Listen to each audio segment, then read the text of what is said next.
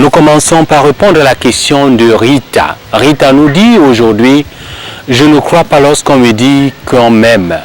Comment croire à l'amour? Eh bien Rita, lorsqu'on te dit qu'on t'aime, tu ne crois pas. Et tu nous demandes comment croire à l'amour. Eh bien je voudrais déjà te dire que celui qui te dit qu'il t'aime, et je suis d'accord avec toi sur le fait que ce n'est pas parce qu'un garçon t'a dit je t'aime qu'il faut croire à ce qu'il dit.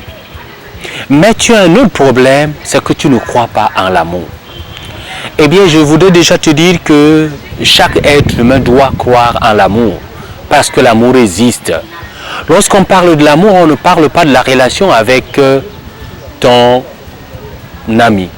Mais lorsqu'on parle de l'amour, on peut parler de l'amour de tes parents, l'amour de tes frères et sœurs, de toutes ces personnes-là qui t'entourent.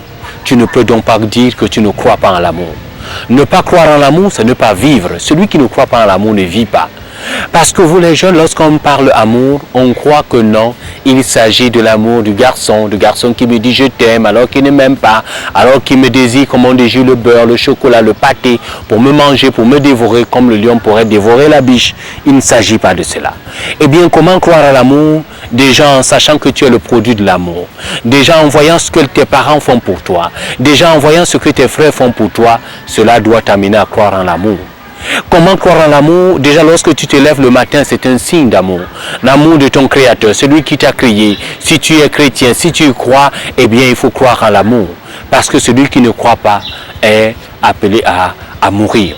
Je t'invite donc à comprendre qu'on croit à l'amour parce qu'on existe. On croit à l'amour parce qu'on vit. On croit à l'amour lorsqu'on regarde tout ce qui est autour de nous, les êtres vivants, les animaux, les hommes et tout cela, la beauté de l'univers, c'est cela qui devrait t'amener à croire à l'amour. Nous espérons avoir apporté une réponse à ta question. Si ce n'est pas le cas, eh bien tu sais que nous pouvons continuer la discussion sur notre page Facebook.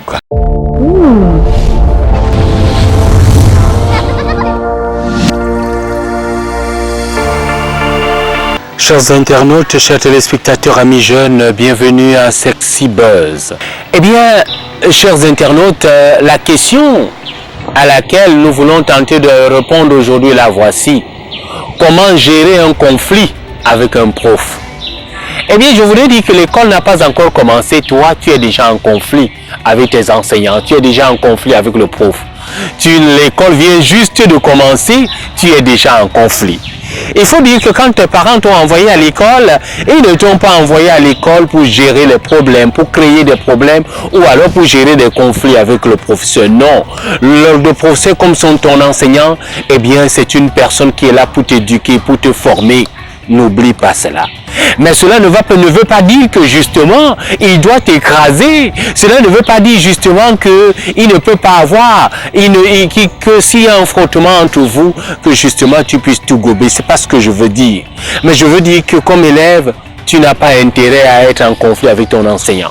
Je veux dire que comme élève, tu ne vas pas à l'école pour chercher les problèmes. Non, tu vas à l'école pour chercher la connaissance. Tu vas à l'école pour être encadré. Tu vas à l'école pour être formé. Et c'est cette formation-là qui devait être ta priorité, qui doit être ta priorité. N'oublie jamais cela. Ce n'est pas le conflit, ce n'est pas des problèmes avec des enseignants. Mais lorsque le problème surgit, il faut bien faire face. Et c'est la raison pour laquelle tu me demandes comment gérer le conflit avec un professeur. Eh bien, je te dirais que si tu es en conflit avec ton enseignant, la première chose que je voudrais te conseiller, c'est d'aller le rencontrer. Et justement, en le rencontrant, cela va te permettre de discuter avec lui. Peut-être que tu as dit une chose qui a énervé le prof. Peut-être que tu l'as dit naïvement. Tu n'as pas voulu lui manquer de respect. Peut-être que justement, tu as fait quelque chose sans t'en rendre compte. Eh bien, je t'invite donc à aller le rencontrer. Je t'invite donc à aller justement le voir pour discuter avec lui. Pour lui dire, prof, vraiment, je ne sais pas si on a un problème, mais je me rends compte que ça ne va pas entre nous.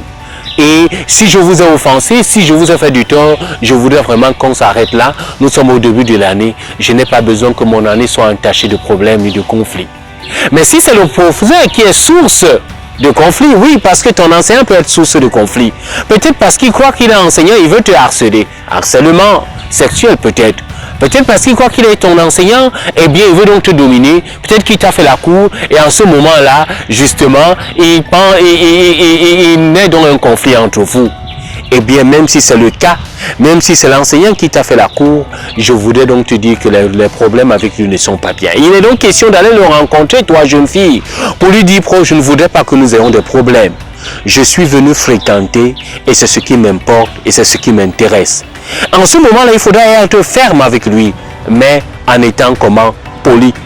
Ferme et poli. La fermeté, mais dans la politesse. En lui disant que je ne voudrais pas avoir de problème. Eh bien, vous êtes un bel homme, vous êtes charmant, vous êtes tous les qualificatifs que tu peux trouver pour lui.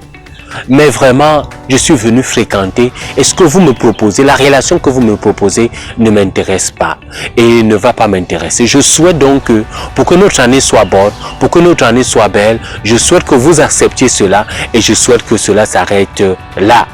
Mais si cela ne s'arrête pas là, s'il continue par le chantage, s'il continue par les menaces, eh bien je t'invite non pas à aller en parler à tes parents, parce que cela peut prendre d'autres tournures, mais je t'invite à aller rencontrer votre responsable, votre proviseur, votre principal. Vous me direz, si c'est donc le proviseur qui nous harcèle, eh bien je vous dirai d'aller rencontrer, si c'est un enseignant, si c'est le proviseur, vous allez rencontrer le censeur, n'allez pas rencontrer un enseignant, n'allez surtout pas rencontrer vos camarades pour que cela se retrouve dans l'établissement. Vous risquez justement porter atteinte à sa personnalité. Mais allez le rencontrer et dites-lui clairement, si c'est un enseignant, à rencontrer le proviseur ou le censeur et posez-lui le problème et dites-lui que je viens vous voir parce que j'en ai parlé avec lui, mais je me rends compte qu'il ne veut pas comprendre. Eh bien, je viens vous voir pour que vous puissiez lui parler comme son responsable. Si ce n'est pas le cas, moi je vais en parler avec mes parents et je connais la réaction de mes parents et je ne souhaite pas que cela soit un conflit ici. Voilà ce que je peux te dire dans la manière de gérer ce problème. Si c'est ton proviseur, si c'est ton principal, eh bien, vois avec le directeur des études. Si c'est le directeur des études, vois avec le principal. Vois toujours avec quelqu'un, n'est-ce pas, que tu estimes qui peut lui parler. Et si tu te rends compte que malgré tout cela, rien n'est fait, eh bien, il faut donc en parler avec tes parents. Commence par en parler aux parents qui peut poser moins de problèmes. C'est-à-dire que si ton père, tu sais qu'il est très rigoureux, eh bien, parle-en avec ta mère pour que ta mère essaye de rencontrer cet enseignant-là. Voilà comment tu pourras résoudre ce problème. Mais je voudrais te déconseiller vivement d'en parler à tes copines. Je voudrais te déconseiller vivement d'en parler à tes amis. Parce que justement, ça peut être un simple problème. Ils pourront l'agrandir, ils pourront justement en faire un autre problème. Et cela risque porter atteinte non seulement à la personnalité, n'est-ce pas, de ton enseignant, mais également à ta personnalité. Cher ami jeune, comment gérer un conflit avec le prof? Eh bien, nous avons essayé de te donner quelques pistes. Quelques pistes pour que tu saches que le professeur, il est ton enseignant, c'est vrai, il est aussi ton parent. Peut-être qu'il il peut être jeune, oui, mais il est ton parent. Parce qu'il a une éducation à te donner, parce qu'il a une formation à te donner. Et pour cela, tu n'as pas besoin de conflit avec lui. Mais tu as besoin de savoir dialoguer, de savoir discuter avec lui. Mais si la discussion ne peut pas se tenir, eh bien nous t'avons invité à rencontrer ses responsables. Et si tu te rends compte que ces responsables ne font rien, nous t'invitons à dénoncer cela. À dénoncer cela surtout si tu harcèles. À dénoncer cela surtout s'ils voudraient te brimer. Non, il faut que tu puisses te défendre.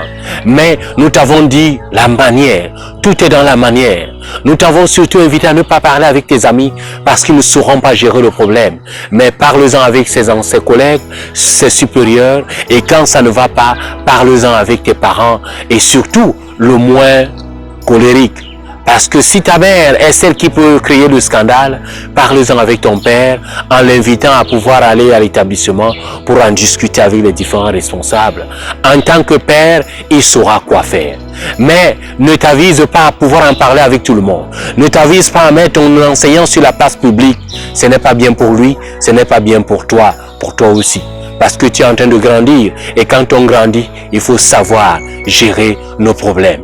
Merci donc de savoir que l'école vient de commencer et tu n'as pas besoin de conflit maintenant. Mais si ce conflit se présente à toi, gère-le avec sagesse, avec intelligence, mais surtout avec dignité.